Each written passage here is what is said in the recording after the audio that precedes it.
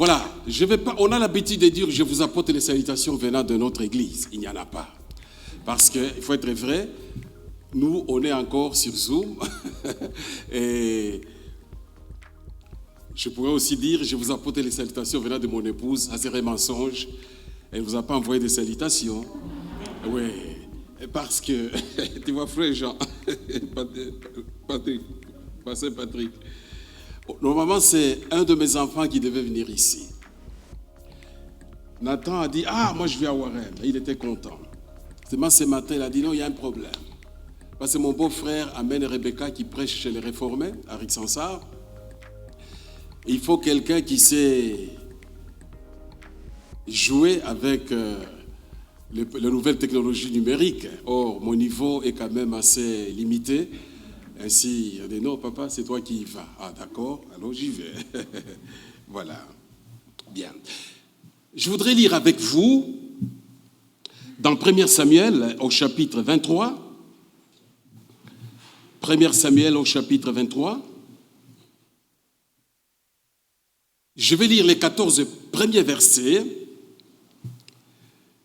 1 Samuel, au chapitre 23, et j'ai lu les 14 premiers versets. Voilà, lisons. On dit à David, les Philistins attaquent Keïla et saccagent les airs. David interrogea le Seigneur. Irai-je et battrai-je ces Philistins? Le Seigneur lui répondit, va, tu battras les Philistins et tu sauveras Keïla. Mais les hommes de David lui dirent, ici même en Juda, nous avons peur. Qu'est-ce que sera si nous allons à Keïla contre les lignes des Philistins? David interrogea encore le Seigneur. Et le Seigneur lui répondit, descends à Keïla, car je te livre les Philistins. David alla donc avec ses hommes à Keïla. Il attaqua les Philistins. Il amena leurs troupeaux et leur infligea une grande défaite. Ainsi David sauva les habitants de Keïla. Lorsqu'Abiatar, fils d'Ahimelech, s'était enfui pour rejoindre David à Keïla, il était descendu l'éphod en main. On dit à Saül que David était arrivé à Keïla. Alors Saül dit, Dieu me l'abandonne, car il est venu s'enfermer dans une ville qui a des portes et des verrous. Alors Saül bâtit les rappels de tout le peuple pour la guerre, afin de descendre à Keïla et d'assiéger David et ses hommes. David eut connaissance du mal que Saül tramait contre lui. Il dit à Abiatar, le prêtre, apporte l'éphod. David dit, Seigneur, Dieu d'Israël, moi ton serviteur, j'ai appris que Saül cherche à venir à Keïla pour détruire la ville à cause de moi. Les autorités de Keïla me livreront-elles à lui? Saül descendra-t-il comme je l'ai appris?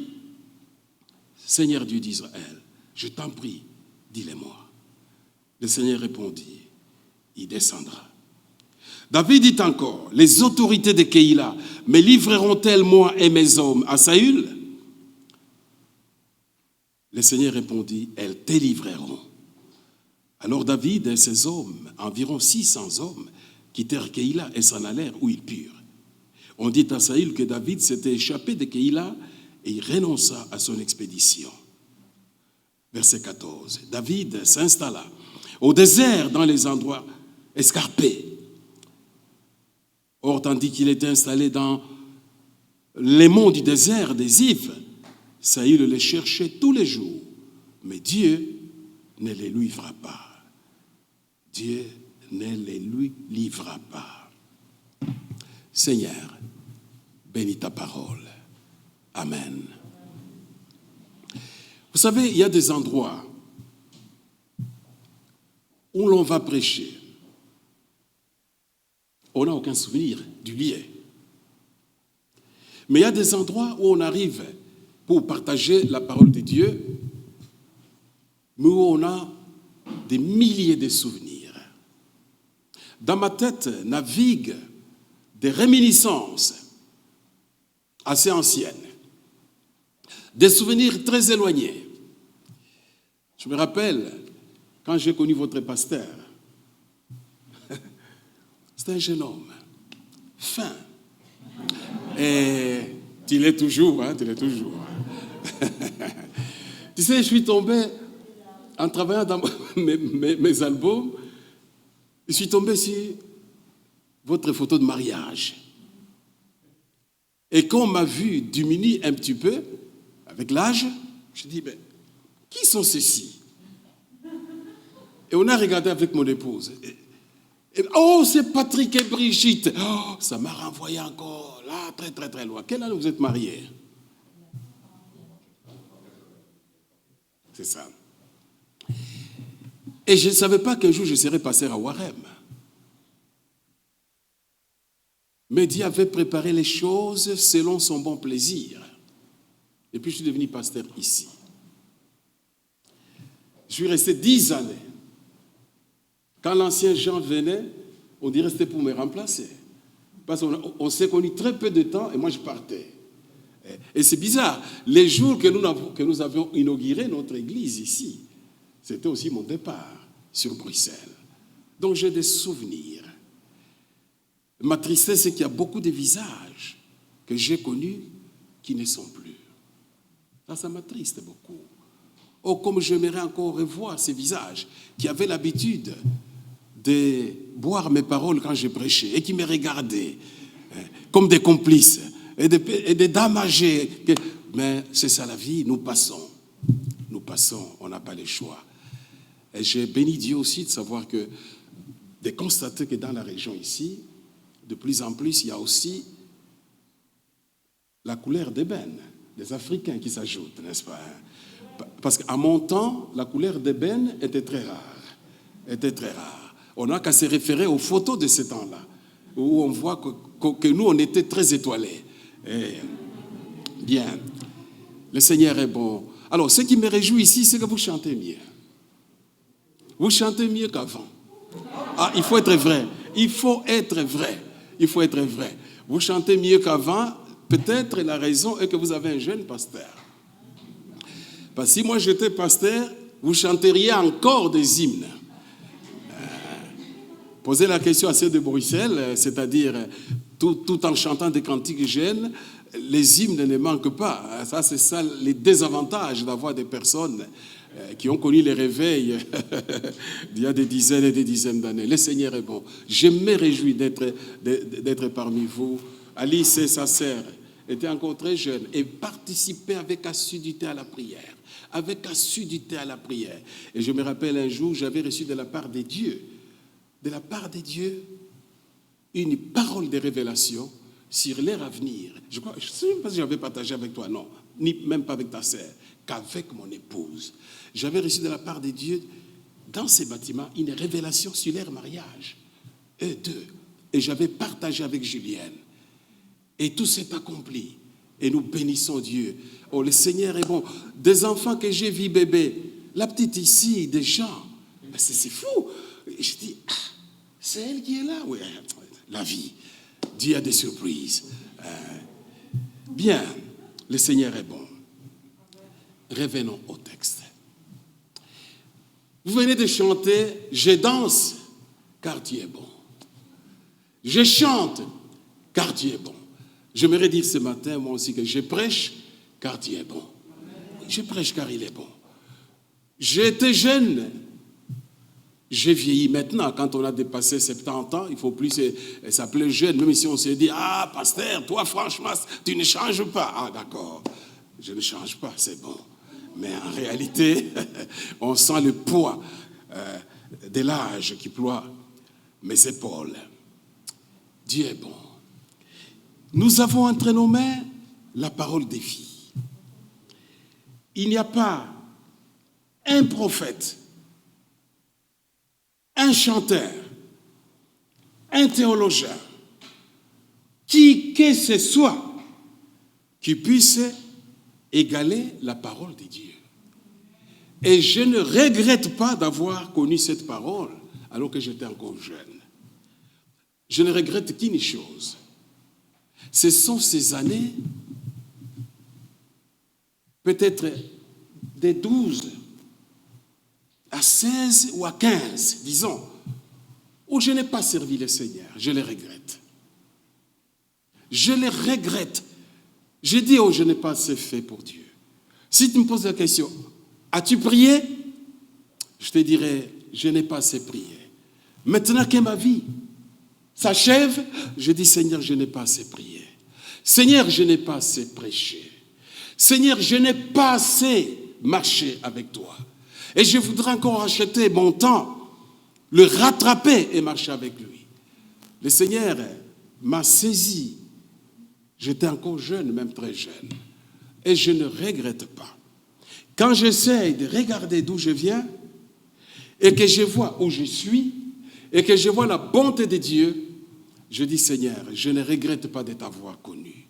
Il est vrai, il y a des plaisirs que je n'ai pas connus, que j'ai perdus. Ah, c'est un choix. Dieu m'a pris pendant que j'entrais vraiment dans l'âge de la jeunesse. J'ai découvert la vérité de cette parole inhérente qui ne trompe personne et qui ne s'égare pas. La parole de Dieu lui-même. Il y a des plaisirs de la jeunesse que je n'ai pas connus. Mais je ne les regrette pas. Peut-être tu es là, ici, et que tu viens tout simplement comme un protestant ou un évangélique dans la maison de Dieu. Oh, je voudrais te dire que tant que tu n'as pas Jésus, tu as tout perdu. Ou même si tu connais Jésus d'une manière floue, quand les contours de ta connaissance de Jésus est flou, je peux te dire que tu es en train de perdre. Tu perds le temps, tu perds tout, tu perds ta vie. Parce que rencontrer le Christ, c'est rencontrer la vie. C'est rencontrer la quiétude. Je ne vais pas mentir que la vie chrétienne est facile. Je ne vais pas te mentir. Ça, c'est l'évangile à l'eau de rose. Être chrétien, Jésus lui-même l'a dit, c'est lui qui veut me suivre, qui se charge de sa croix. Et qu'il me suive. Mais qu'il me suive où? Jésus est allé jusqu'à Golgotha. C'est-à-dire, c'est un chemin solitaire, un chemin difficile parfois, un chemin où il faut être ami de Dieu. C'est pourquoi dans les textes qui nous concernent, et les événements, ou l'événement principal, a lieu dans la Judée, au sud d'Israël, à 13 kilomètres d'Hébron, non loin de Bethléem Ephrata. Quand vous aurez l'occasion de visiter Israël, n'oubliez pas de visiter Bethléem Ephrata. N'oubliez surtout pas. Et si jamais vous avez l'occasion de pouvoir visiter Hébron, qui est entre les mains des Palestiniens, et qui n'est pas facile à visiter. Mon épouse et moi-même avons tenté la première fois. Nous sommes arrivés à Hébron, c'était difficile et c'était très dangereux. Au point où j'ai dit à ma femme, parlons dans notre langue. Et on parlait dans notre langue africaine pour que les Palestiniens ne nous prennent pas pour des Américains ou quoi. Et il a fallu qu'un jour nous y arrivions et que nous voyions Hébron et là où dorment Abraham et les autres. Les textes que nous venons de lire, l'histoire se passe à 13 kilomètres d'Hébron. David, très jeune, il est encore très jeune, c'est un jeune monarque. Il ne règne pas. Dieu l'a oint.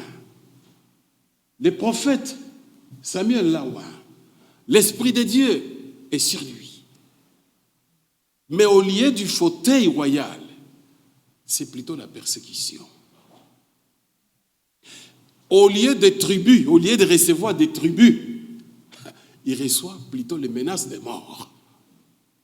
Au lieu d'être à Jérusalem et être chef ou être dans Gibéa de Saül et être le roi, non, il n'est pas promeneur, mais c'est quelqu'un qui est dans le désert, qui passe par les difficultés et qui souffre. Beaucoup de chrétiens disent, « Ah, j'ai cru qu'en acceptant le Seigneur, tout serait facile, tout irait bien. Je n'aurais ni ennemi, ni persécuteur, ni dérangeur. Oh, tout va se dérouler convenablement jusqu'à la fin de ma vie. » Ils sont étonnés. Des fois qu'il y a des difficultés. Jésus lui-même a dit aux apôtres, vous aurez des tribulations dans le monde. Mais prenez courage, j'ai vaincu le monde. Jésus ne nous a pas promis un chemin facile.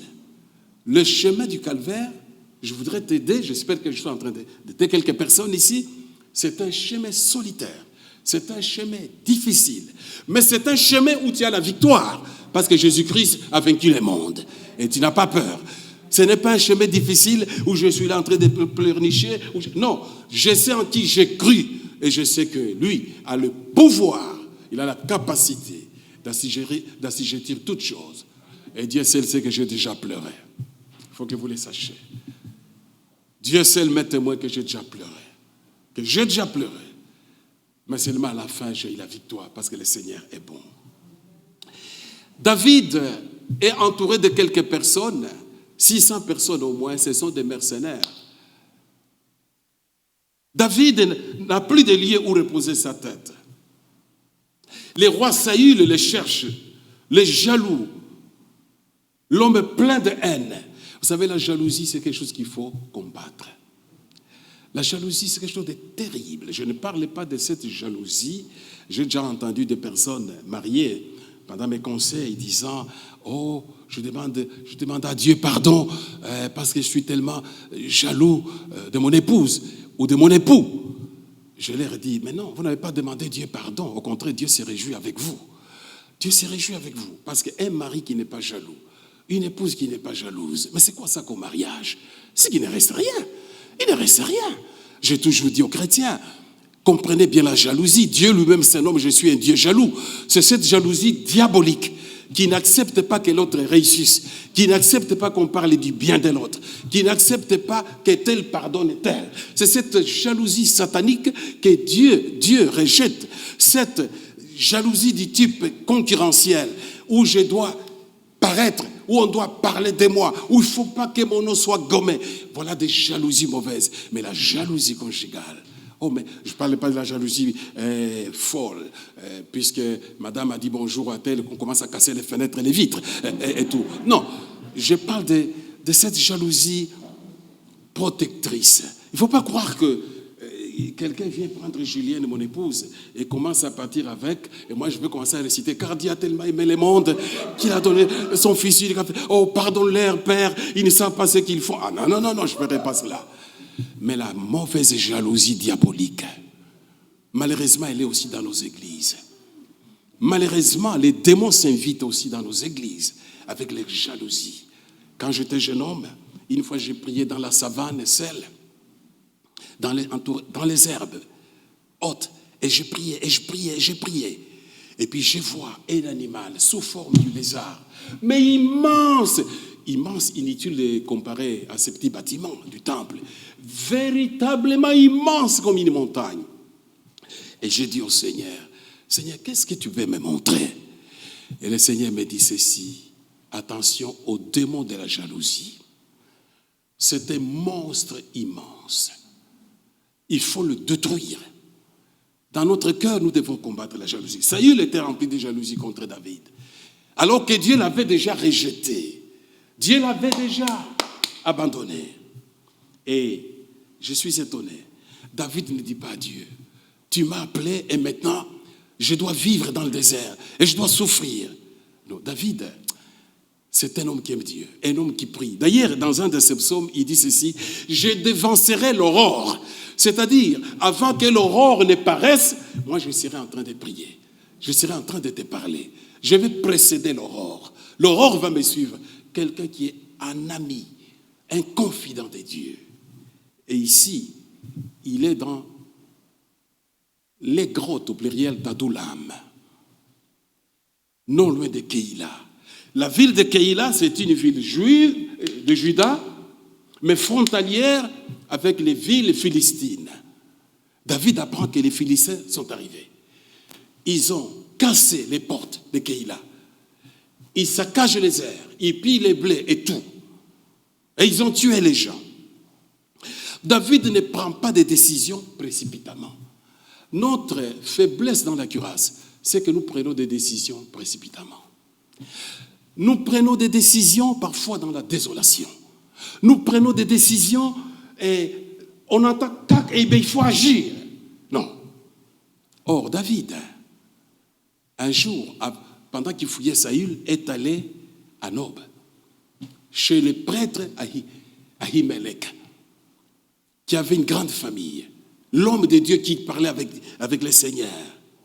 Il voit David et dit, ah, tu es seul? David dit, je suis seul. Mes gens sont quelque part. On a faim. Avez-vous quelque chose à manger? Il dit, moi, je n'ai que de pain, des propositions. Qu'est-ce que les prêtres mangent? Si tes gens se sont purifiés, vous pouvez les manger. Donnez-les-moi. Et il n'avait pas d'épée. Il était la main vide. Il dit, est-ce que vous avez une épée? Il demande au prêtre. Le prêtre Ahimelech lui dit, moi, je n'ai pas d'épée ici. Il n'y a que l'épée de Goliath, de Gath que tu avais tué. Ah, donne-moi cette épée-là. David prend l'épée de Goliath de Gath. Il est armé et il a de la nourriture. Et il va rejoindre ses gens. Mais quelques jours après, Saül et les Philistins attaquent Keïla.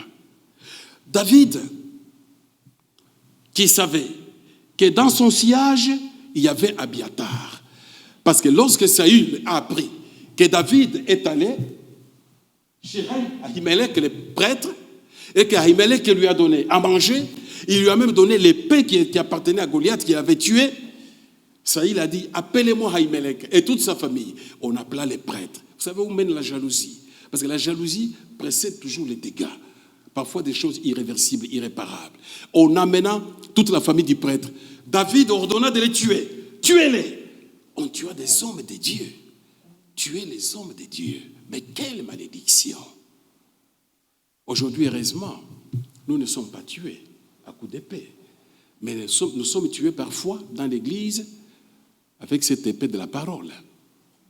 Des hommes de Dieu meurent encore même aujourd'hui avec des épées de mépris, des épées de... Ils sont vilipendés. On parle mal du serviteur de Dieu. La Bible disant, Paul dit à Timothée, tu n'accepteras pas une accusation sur un ancien, à moins que ça soit aussi la déposition de plusieurs témoins. Mais un jeune homme du nom d'Abiathar, les fils de ces prêtres, avaient fui. Et en fuyant, ils n'avaient pas pris les vêtements, ils n'avaient pas pris l'argent, ils n'avaient pas pris les moutons, ils n'avaient pas pris des taureaux. Le jeune homme en fuyant n'a pris qu'une chose. Et la Bible parle de l'éphod.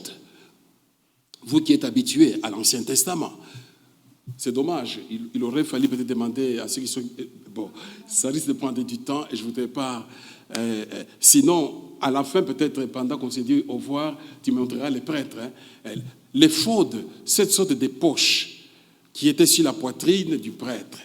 Et à l'intérieur, il y avait deux objets mystérieux. Jusqu'à présent, on ne sait pas les expliquer. Même les rabbins juifs sont incapables de nous en donner l'explication. Les fameux Urim et les Tumim, nous en parlons.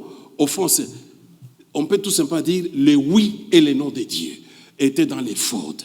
Et Abiathar n'a choisi que ça pour fuir. Moi, ça m'étonne. Pourquoi il n'a pas choisi autre chose? Il n'a choisi que le faute. C'est-à-dire qu'il n'a choisi que là où il y avait la voix de Dieu, que là où il y avait le oui et le non de Dieu. Je crois que dans la vie chrétienne, s'il y a quelque chose que je dois protéger, c'est connaître la volonté de Dieu. S'il y a quelque chose qui doit m'inquiéter, c'est être en dehors de sa volonté. Ça serait la chose la plus terrible, la plus terrible, la plus terrible. Il faut être dans la volonté de Dieu, si nous sommes confidents avec Dieu. Et alors David appela Abiathar. Il dit, viens avec l'éphod. Le fils du prêtre amena l'éphod. David consulta l'Éternel et lui dit, Éternel mon Dieu, est-ce que tu permets que j'aille à Keïla? Est-ce que tu me donneras la victoire sur les habitants, sur les Philistins? Dieu lui dit, va à Keïla, tu auras la victoire.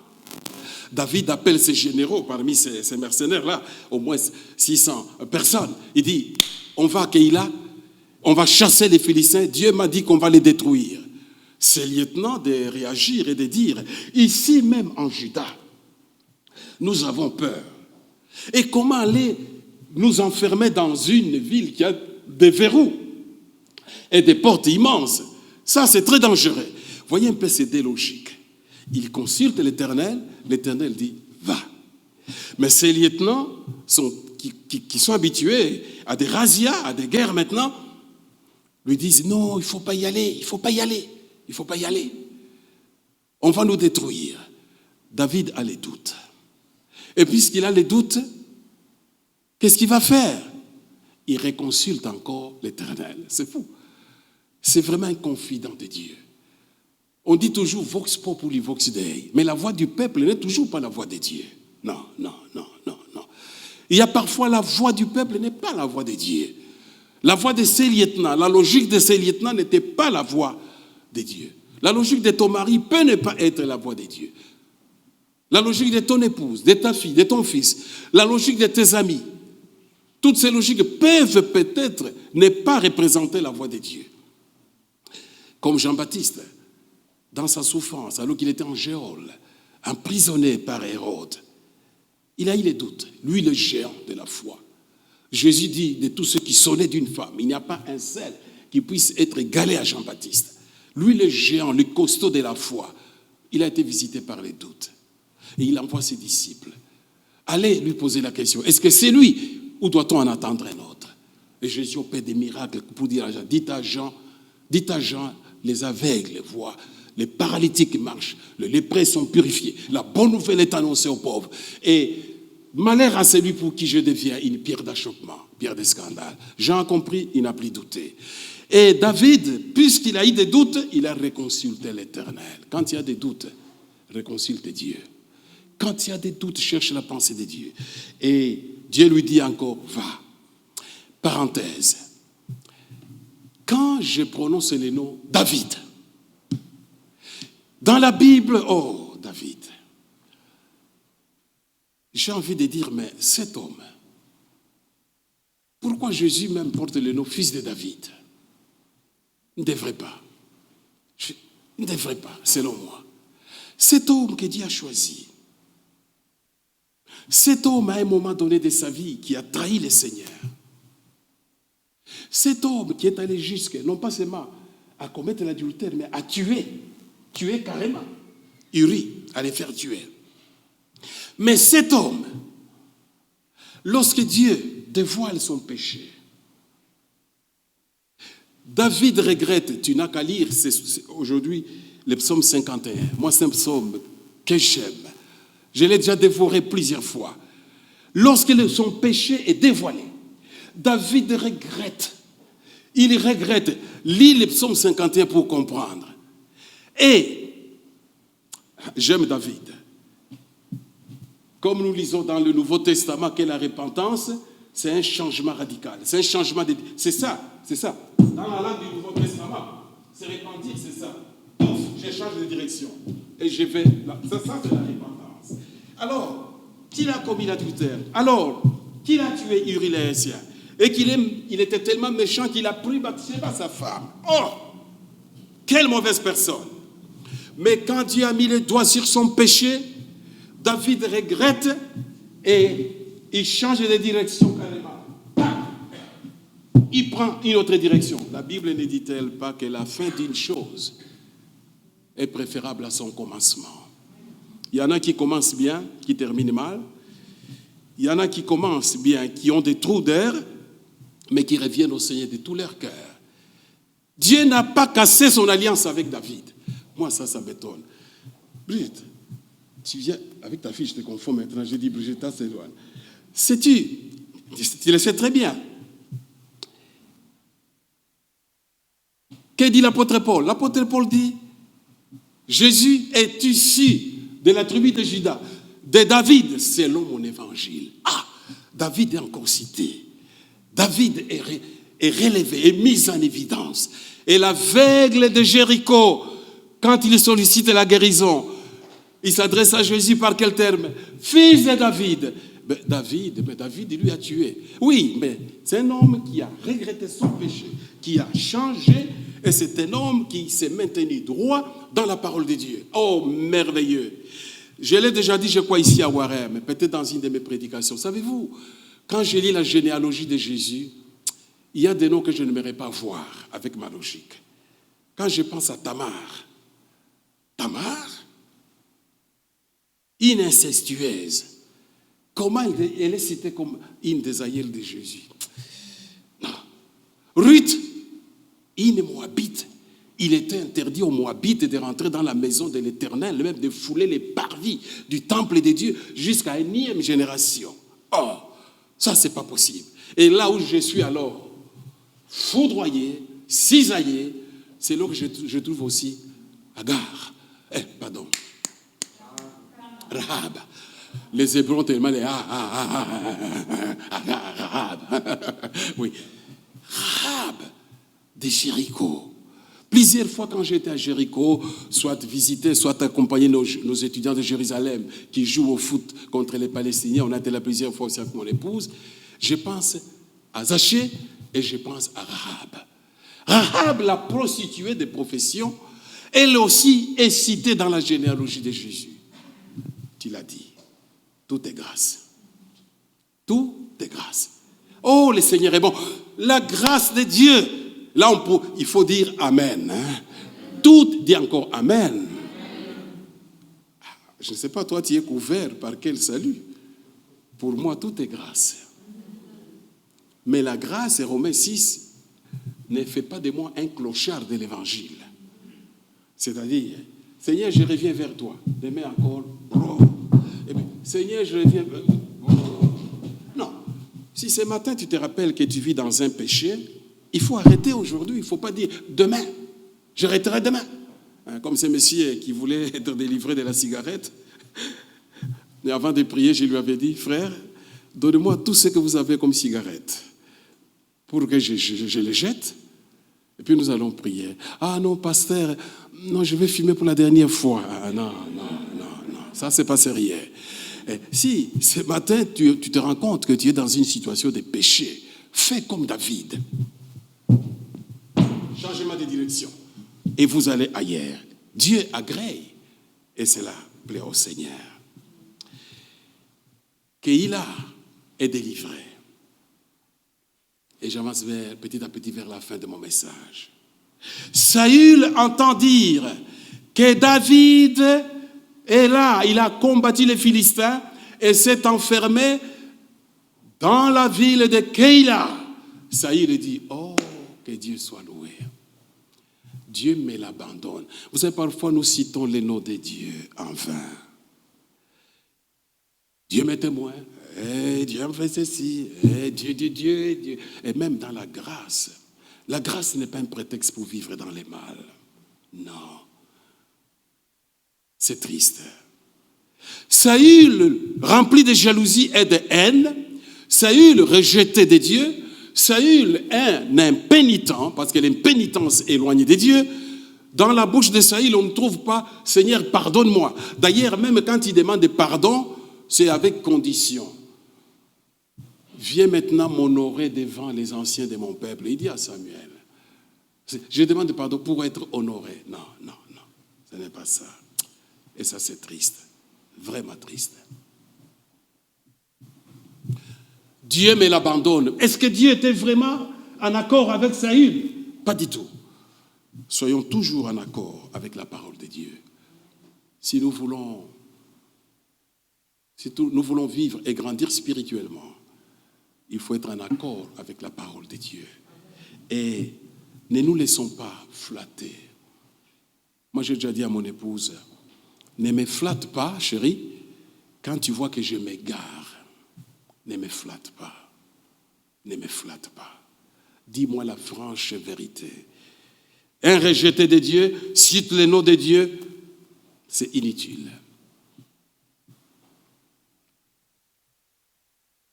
Il prépare ses troupes pour aller attaquer David. La nouvelle parvient aux oreilles de David. Saül est en train de venir contre toi. Et là encore, je suis étonné. David ne prend pas de décision. Si c'était moi, la première chose à faire, j'aurais engagé la course. Allons vite. Non, David encore, il appelle Abiatar. Viens Abiatar. Abiatar amène les fautes. Où il y a l'Urim et les Tumim. Où il y a les oui et les noms de Dieu. David c'est un confident de Dieu. C'est un homme qui aime Dieu.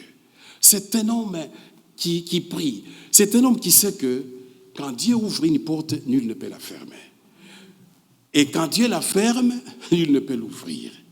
Quand Dieu te livre entre les mains de quelqu'un, il n'y a personne qui peut le lui empêcher ou te délivrer autrement. David se fie à celui qui est le plus grand. Vous savez, nous sommes tous sauvés, mais faisons un effort d'être les amis de Dieu. Notre nom est dans les livres de vie si nous avons confessé le Christ. Mais ne soyons pas les chrétiens d'arrière-garde. Soyons les chrétiens d'avant-garde. Soyons des gens capables de savoir la volonté de Dieu, de la discerner et découvrir la volonté de Dieu. On dort calmement. Hier, avec mon épouse, nous avons pris le temps de prier. Je ne dis pas qu'on était angoissés, mais on était presque angoissés avec un sujet. Nous sommes descendus pour prier. Moi, mon cœur, en tout cas, n'était pas souple. Je pense celle de mon épouse non plus. Et nous avons commencé à prier pour les sujets. Et nous avons prié. Seigneur, regarde ces sujets. Seigneur, regarde ces sujets. Mais nous, on s'est trompés. Après, nous avons reçu une parole du Seigneur qui dit, non, ces sujets-là, vous ne devez pas vous en préoccuper. La réponse est déjà là. Voici plutôt la chose qui doit vous préoccuper dans la prière. Et Dieu nous a montré quelque chose qui est caché devant nous et que l'ennemi prépare, cogite, orchestre, millimètre. Ah bon? On a changé de prière. Dieu seul m'est témoin. Et alors on a dit tous ces jours on va combattre parce que Dieu nous a montré ce qui doit venir. David consulte l'Éternel. Éternel, mon Dieu, je viens d'apprendre que Saül pense venir ici à Keïla à cause de moi et détruire la ville. Deux choses, deux demandes. Viendra-t-il? Et si oui, il venait. Est-ce que les autorités de la ville vont me livrer entre ses mains? Réponds-moi, ô Éternel. C'est lui seul qui cherche la pensée de Dieu. Ses lieutenants sont là. Dieu lui dit, grâce à l'éphod, il lui dit, il viendra. Et toi, tu n'as plus besoin de l'éphod. Non. Tu n'as plus besoin d'un vestimentaire, de la prêtrise, pour pouvoir parler avec Dieu. Non. Le Saint-Esprit qui est en toi. Tout enfant de Dieu a le Saint-Esprit en lui. Paul disant aux Romains que c'est lui qui n'a pas l'Esprit de Dieu, ne lui appartient pas.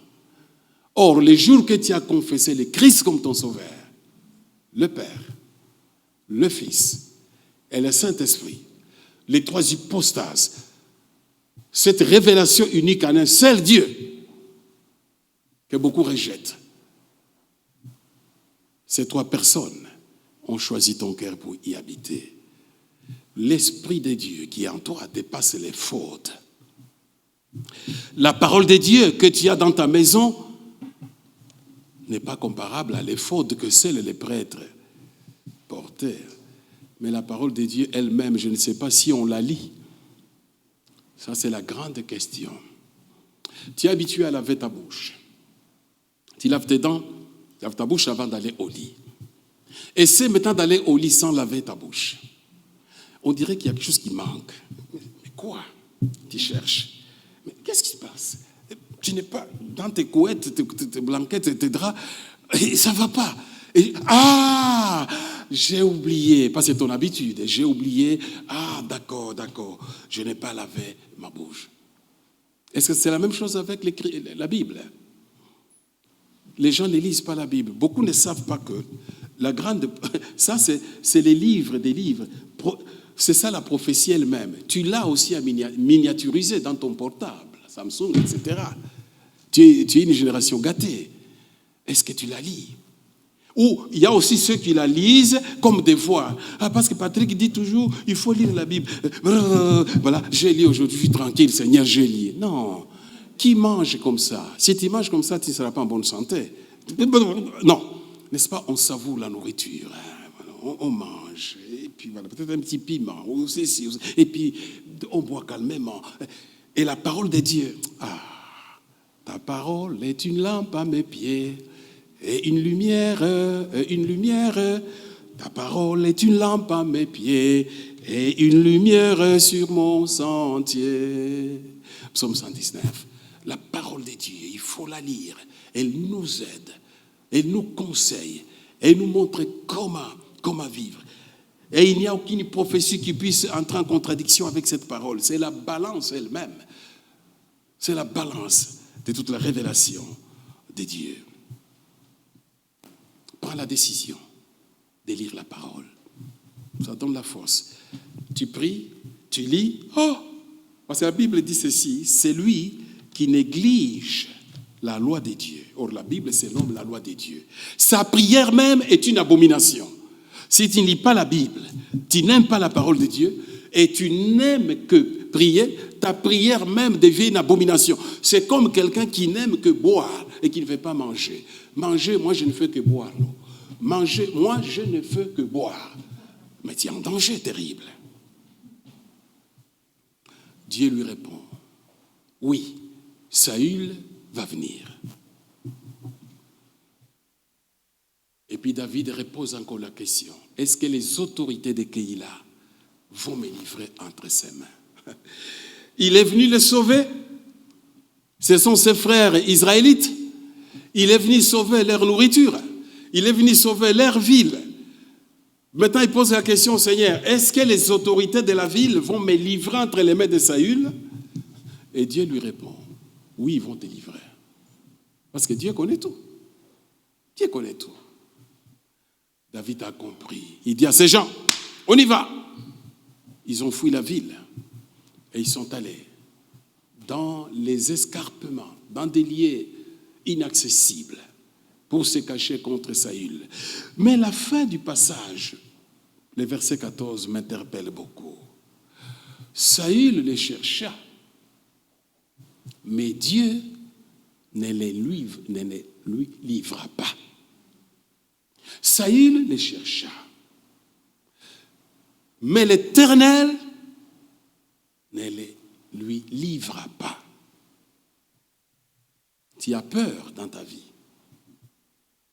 Il y a qui ont peur des sorciers, il y a qui ont peur du noir, il y a qui ont peur de tel ennemi, il y a qui ont peur de telle maladie, il y a qui ont peur de ceci, il y a qui ont peur, ou parfois on pense un peu à la famille, on dit waouh, grand-père est décédé mon oncle X est tombé malade, toujours mes maladies, et moi je me sens. Non. Jésus a dit à Jean, n'aie pas peur, n'aie pas peur, n'aie pas peur. Je tiens la clé de la vie et la clé du séjour des morts. Tant que le Seigneur ne siffle pas la fin du match de ta vie, personne ne pourra siffler. Personne. Ni les sorciers, ni les magiciens, ni les gourous, ni les puissants, ni l'empereur, ni qui que ce soit. Saül cherche à David. Mais Dieu ne lui permit pas. La Bible ne dit-elle pas, même les oiseaux du ciel. Il n'y a pas un oiseau qui tombe sans que le Seigneur le sache. Même vos cheveux sont connus. Chasse la peur. Si toi, des jours mauvais comme ceci, chasse la peur. Je n'ai pas dit sois désordonné. Parce qu'il y a des chrétiens désordonnés. Les mesures barrières, il faut les respecter. Si quelqu'un vient te rendre visite en Christ, bonjour ma sœur, ouf, voilà. Non, moi je reçois des personnes chez moi qui viennent pour parler avec leur pasteur. Encore j'attends une dame qui vient de loin, de Namur, qui vient me parler cet après-midi. Je lui ai dit, j'espère que vous apporterez votre masque. Ah oui, pasteur, je le sais. D'accord. Et la distanciation, ça c'est l'ordre. Mais néanmoins, sache que tu es entre les mains de l'Éternel. N'aie pas tellement peur. Ne sois pas désordonné, mais n'aie pas tellement peur. N'engendre pas des maladies. Dès que tu te... je crois que je suis saisi. Et les démons n'aiment que ça. Ils disent, ah oui, tu es saisi. Oui, tu es saisi. Et puis après, boum, boum, boum, tu commences à être malade. Parfois, tu n'as même pas de Covid-19, mais tu te crées des ulcères d'estomac et tout. N'aie pas peur. Pour ton mariage, pour l'avenir, pour tout, sois l'ami de Dieu. Sois les confidents de Dieu. Ici s'arrête ma prédication. Amen. Maintenant, un petit conseil pour vous. En tant que vieux pasteur, j'ai maintenant, après ma prédication, un petit conseil à vous donner. Vous avez des anciens.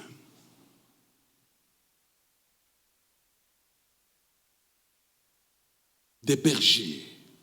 Jean et l'autre n'est pas là, notre frère, Luc. Ça va? Ok. Il faut lui transmettre mes salutations. Là, au moins, Patrick, tu ne mentiras pas. Tu lui dis, pasteur, mon gars t'a salué. Oui. Ok. Vous avez votre pasteur, entouré des anciens.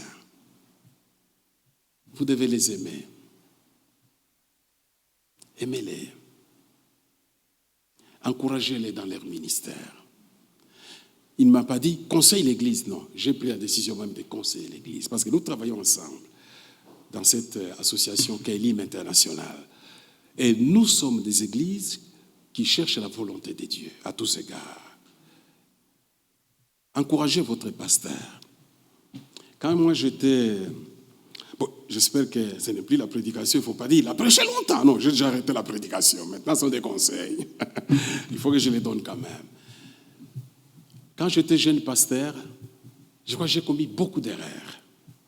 Beaucoup d'erreurs. J'ai toujours souffert. Presque pleuré quand un chrétien quittait l'église. Parfois, j'ai perdu mon temps, même avec des chrétiens. En théologie, nous utilisons l'expression bouffe-ministère. De bouffe-ministère. C'est-à-dire, il t'épuise, toi, le pasteur, parce que le pasteur n'a pas de la brigade canine pour dire, allez, mort celui-là dans ses mollets, il est têtu. Nous n'en avons pas. Voici notre brigade canine, la parole de Dieu. Alors, si vous ne vous soumettez pas à la parole de Dieu, vous êtes en train de tuer vos anciens. Vous les tuez. Vous tuez même leurs épouses respectives. Vous êtes en train de les détruire. Soumettez-vous à eux, encouragez-les aussi. Mais encourager, c'est aussi être présent aux réunions. Encourager, c'est aussi donner ses dîmes et ses offrandes pour que l'œuvre de Dieu avance.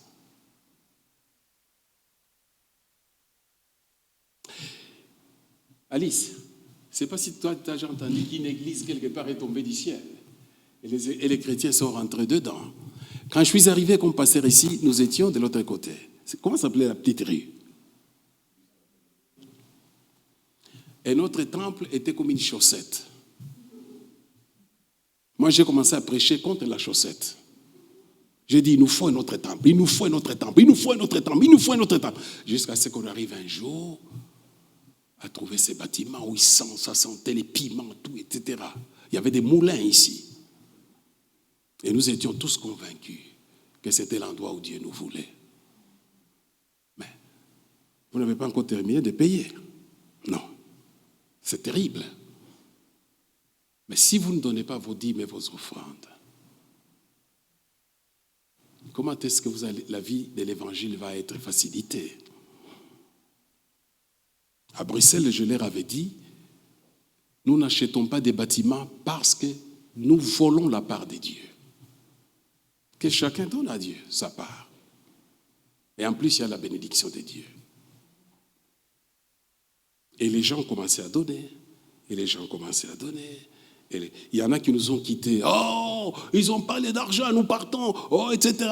Il y a même un, il s'est vanté de donner 2 dîmes par mois. Je m'en vais, j'ai donné 2 dîmes par mois. Mais ces fameux donneurs de dîmes sont partis. Mais les budgets n'ont pas changé. Les offrandes n'ont pas diminué. Donnez à Dieu. Vous ne donnez pas au pasteur, vous donnez à Dieu. C'est ce qu'on a fait à Bruxelles. J'ai encouragé l'Église à donner, à donner, à donner, à donner, à donner. La vie n'est pas facile. À donner, à donner. Tout le monde ne m'a pas suivi. Mais comme l'Église est très jeune, beaucoup de jeunes que j'ai baptisés, qui viennent de terminer leurs études, ils sont médecins, ils sont ceci, ils sont ingénieurs, ils sont boulangers, ils sont mécaniciens ou maçons. Ces jeunes qui ont mordu à l'évangile, qui l'ont entendu, qui ont refusé les péchés, qui se soumettent à Dieu, et ont commencé à donner, et à donner, et à donner, et à donner, et à donner. Et c'est ainsi que nous avons eu notre part. Nous sommes arrivés au mois 350 000, et les 350 000, on les dépasse encore, parce qu'ils continuent à donner leurs dîmes. Et c'est en ce sens que la banque nous a prêté. Je vous ai demandé de prier pour nous, les difficultés, vous les connaissez. S'il vous plaît, donnez à Dieu aussi.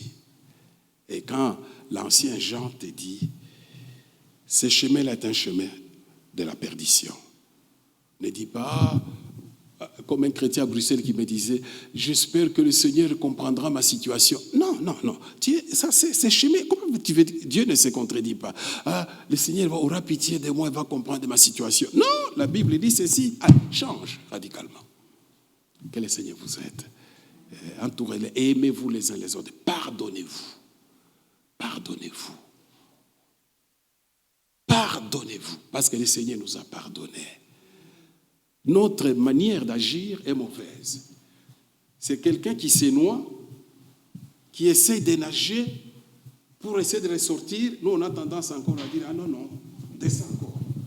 Descends encore. Mais non, mais non. Au contraire, quand quelqu'un se bat avec la vie, moi qui ne sais pas nager, je sais ce que ça signifie. Parce que tout petit, j'ai été sauvé de noyade. Et mon sauveur, en Afrique, j'ai peur de l'eau. Peur de l'eau. Parce que j'ai failli mourir. Et je sais c'est quoi, quand quelqu'un qui ne sait pas nager se bat, il cherche la vie, et un sauveteur qui vient vers lui. Alors, vivez cette vie-là de pardon, d'amour, et servez le Seigneur. Et le Seigneur vous bénira beaucoup. Et gâtez votre pasteur. Gâtez-les. Amen.